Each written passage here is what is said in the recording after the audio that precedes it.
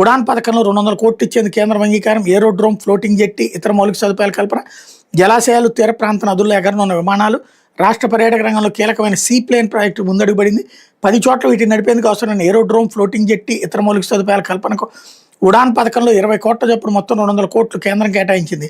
రాష్ట్ర విమానాశ్రయాల అభివృద్ధి సంస్థ ఆధ్వర్యంలో ఇందుకు సంబంధించిన పనులు చేపట్టబోతున్నారు అన్నటువంటి వార్తని హైలైట్ చేశారు. లేకపోతే ఎరువుల వినియోగం ప్రపంచంలోనే అత్యధికం. విశాఖ, ఉభయ గోదావరి, నెల్లూరు జిల్లాల్లో వెల్లడించిన సిపి ఆంధ్రప్రదేశ్లోని విశాఖపట్నం, తూర్పు పశ్చిమ గోదావరి, ఎస్పీఆర్ఎస్ నెల్లూరు జిల్లాలో ప్రపంచంలో అత్యధిక ఎరువులు వాడే దేశాల కంటే ఎక్కువగా రసాయన ఎరువులు వాడుతున్నట్టు వ్యవసాయ ధరలు వ్యయాల కమిషన్ తెలిపింది.